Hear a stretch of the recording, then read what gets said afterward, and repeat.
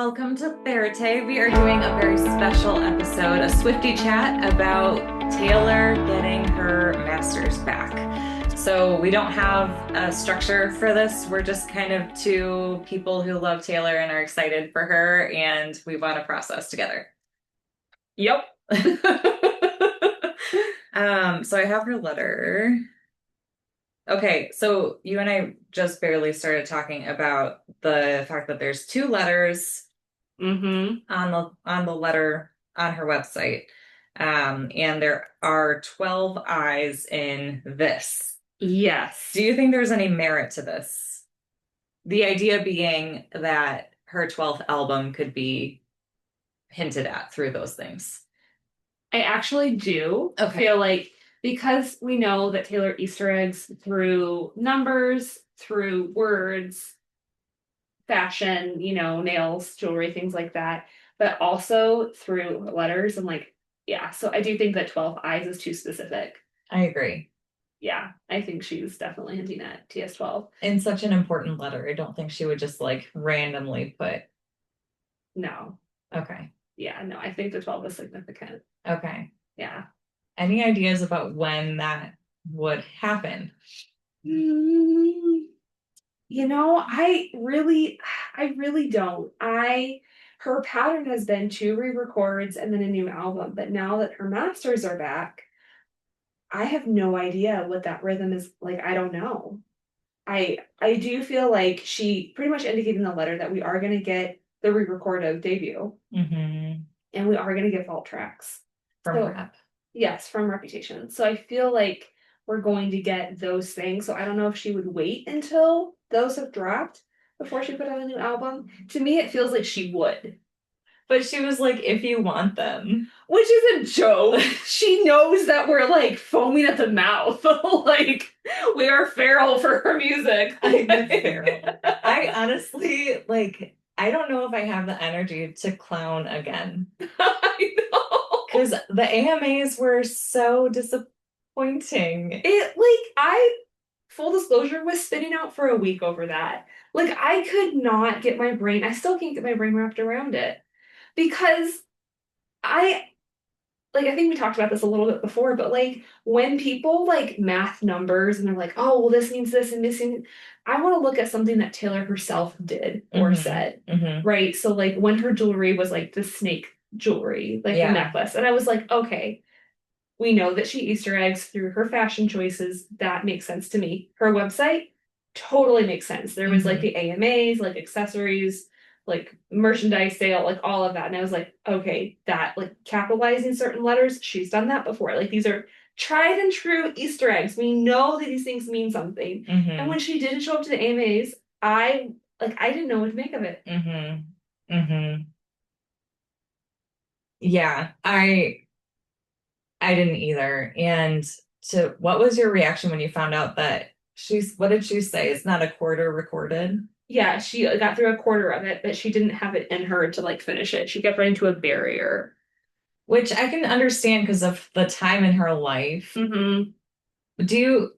What part of that time in her life do you think made that hard? Like if you were, I know we shouldn't speculate. Maybe we shouldn't answer that. What are your thoughts about answering that?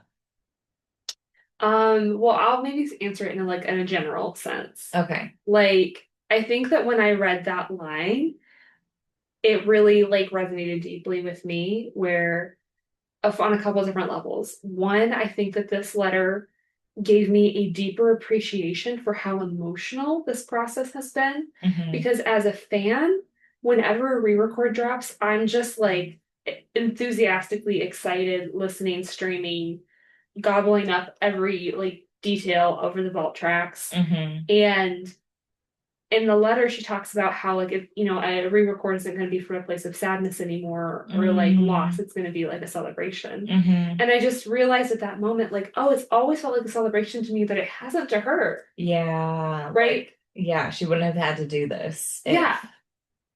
Exactly. And so I just think about her perspective in that. And so when I thought about how like if I had to go back and like relive certain seasons of my life, like that would probably be a pretty painful experience and a pretty emotional one as well. Even when you've healed from something, to go back into like, oh, what a dark place this was for me, that can be a really hard thing to do. And so in some ways, like I just felt like whatever that stopping place was, whatever caused it, I was like, I can respect that. I don't think I fully respected the emotional process, like the toll that it took on her to have to re-record. Yeah, and it made me think of trauma. Yeah. Oh, say more. Because people can get like blocked with certain like certain memories can be suppressed or like they can lose access to certain emotions because of experiences that they've gone through. Yeah. So it made me wonder, like, you know, we appreciate the music and we've been like joking around with her and like enjoying this process, like you said, but like for her, what has that been like from a trauma perspective? Right. Right. And I think it's interesting that this is the album that she felt that with. Yes. Not Red. Yes, exactly. Not Red. Or even like Speak Now. I mean, honestly, like Dear John, like that and like the would have, could have, should have song on Midnight that ties back to Dear John, like it just allegedly, we don't have proof, but like the math is mathing. No, we don't, but do we? We know what we gotta do, you know. So like for her to say that about Reputation, I agree. That was like pretty serious. But I think that I just really felt gratitude at that moment that she doesn't have to go through this anymore. So true.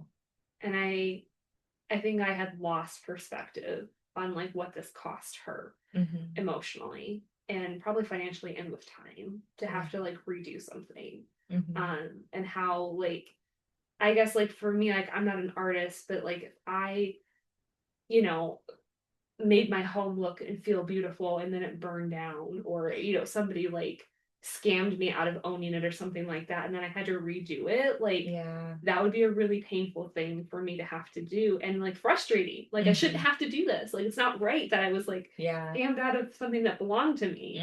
And so I just felt like a lot of gratitude of like, wow, I'm so grateful you don't have to relive this. Yeah, I don't know that she ever really, because she was talking about them from a perspective of like, I'm excited about this process. I wish it didn't have to happen. She didn't talk about her emotional experience that I remember. No. But that gives a lot of perspective now. And I think it's so cute that she did a little photo shoot. Yeah. Good for her, man. Yeah, so I was surprised after everything we went through with the AMAs that she hasn't recorded the full thing yet. Yes. So do you think she was just Easter egging to be a goof? Like here, give them something to talk about? Maybe. I do think that Taylor likes to F around with people. I think so. I really think she does. And I don't blame her. I respect that. If I had her money and power, I'd probably do the same thing. Good to know. I love a good prank. I just love to That is true. That is true. I can account for that. I mean, to me, it's just like a playful thing. So I feel like that's just her playing with us. Yeah. Like, yeah. But I think that they were real Easter eggs. I think they were, what I mean by real is I think they were intentional. I don't think that we were seeing something that wasn't there. I think she actually did something.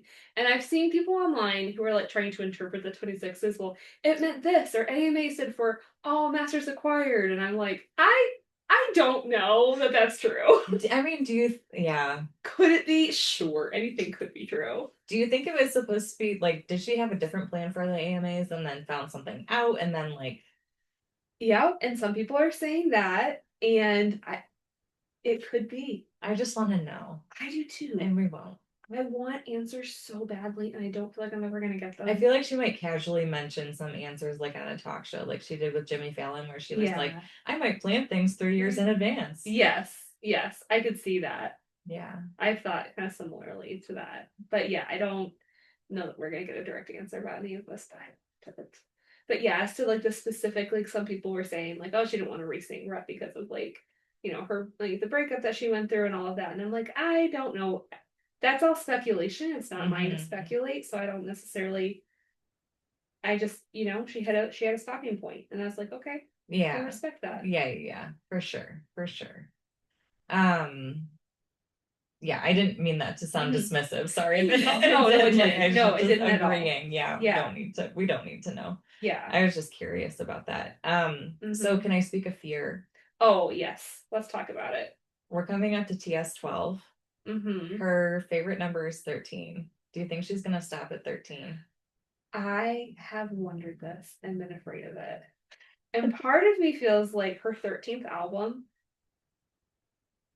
is already planned because she planned so far. Like, I wouldn't be surprised if she already has ideas. Interesting. But that being said, I feel like 13th will be significant because it's a big number to her. But Taylor has said that she's happiest when she's making art. Yeah. And so I just can't see her stopping because it's a big number. Yeah. I don't think I would have thought this until I saw Ed Sheeran in an interview who was like, "Yeah, I'm gonna do 10 albums. And then I might do other small projects, but 10 is the number." And then I was like, "Wait, people do that?" That's right, the mathematics. Yeah. Yeah, because he's gonna do the mathematics and then he has a new like set that he's gonna do. Okay, but here's my thought process. That makes sense. I can totally track with that. But Ed's what, in his 30s? I don't know, probably. He's close to our age, whatever. I Will he feel that way in 20 years? Yeah. You know? Because like this is their work. This is what they do. And so like you never stop being an artist. So like you say that and that's your plan right now, but like what if you get really inspired, or what if something happens? Like, can you I think you're speaking as like somebody who wants more, but also you're speaking as a therapist, right? Like, yeah, I do want more. But it's so true. Like we can make all of the best plans, but life happens and we change our minds and we have to make space for that. Yeah, and you can go in a different direction and come back. And so I think like I love and respect, Ed's like I had a goal, I had a dream, I set it, but I'm also like maybe.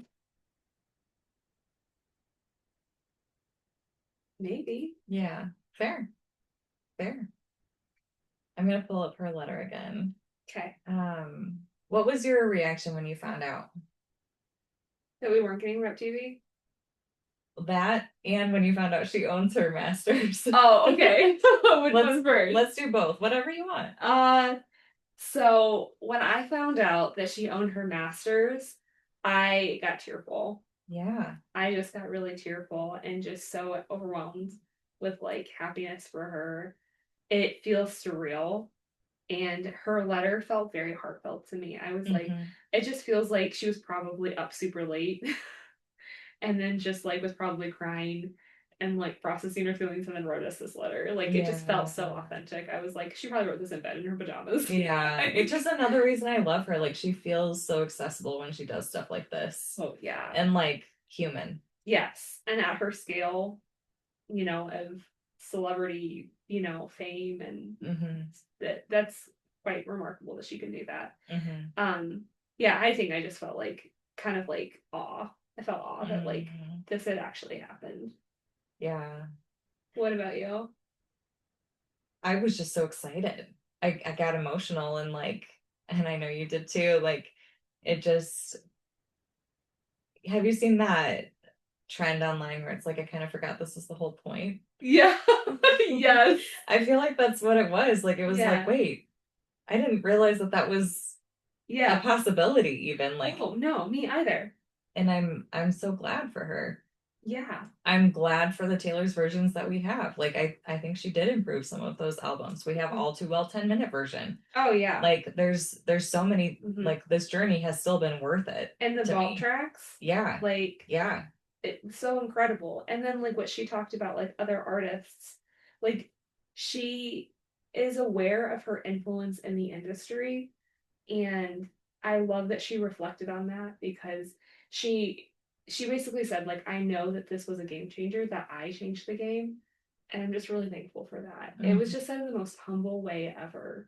Of like, I did this and other people are benefiting from it. And I'm just grateful for that. Mm-hmm. And that just like really made me super emotional. Like even talking about it, I just feel like, wow, like what a gift to be able to reflect on something that cost you so much and to see other people benefiting from that journey. Like that's redemption. Yeah. Yeah, that is really beautiful. After everything she went through. Yeah. Yeah. And I mean, I am not a musician and I don't fully understand the artist, industry, the way that she does, of course, but I am so curious and I will be interested to follow any journalists who begin tracking how artists negotiate differently, how they monetize their music differently and their platforms, like in 5 years, 10 years, 15 years, like how much is the landscape going to change in the music industry because of what she's done? Like pretty remarkable. Yeah. I just think about how brave she was, like to speak up, to re-record, to go on this whole journey, every step of the way. And then also how brave to buy it at this point. Like she could have just not and done the Taylor's versions and moved on, like you've had your chance. But no, like this is truly all she's wanted, it seems like, it wasn't about the money, it was about her art and her life. Yeah, her own blood, sweat, and tears that went into this. 100%. I think to that point, I know that there are, emails and like, I think that, Republic Records, Big Machine Records. Big Machine was the original. The original, and then I think it was Republic Records. Okay. But anyway, they allege, like Scott Borchetta, like alleges that like he gave Taylor an opportunity to buy her music back, and then she's always maintained that she was never given that chance and that she had no idea. And I know that like there are people who are like, okay, well we have to like listen to their side. What are they saying? We don't actually know. And then there were emails that were circulated as like proof that like she was given it a chance and she had to have known and X, Y, and Z. And then I look at this letter and I look at her process and I'm like, her actions do not speak of a person who had a chance and didn't take it. Like, nobody does what she did for publicity. Nobody does what she did to make a few extra dollars. She did not need that money. Yeah. She did not. Like, she was fine. This genuinely does feel like if nobody believed her before, could you believe her now? Like, I think I've also heard that like maybe she was given a chance. And I think this is something we could talk about as therapists too, where it's like, and I haven't looked at I don't have receipts for this. Sure, yeah. But I've heard that she was given a chance, but that the chance came with strings. Like you can, but you have to like earn it, or you have to like stay with our record, or like you have to do X, Y, and Z. And that podcast I talked to you about, every single album, did an episode I think yesterday about the masters, and they said like I think she had the opportunity for like earning her masters back 1 year at a time if she stayed with that label, but then anything new would be like, I don't know. Okay. I don't know how it was all going to work. So like for her to own everything outright, no strings, no NDAs, like for her to feel like a full independent person, autonomous. I think this is probably the first chance. And to own all of the like licensing as well. Right? Like full creative license to do whatever you want.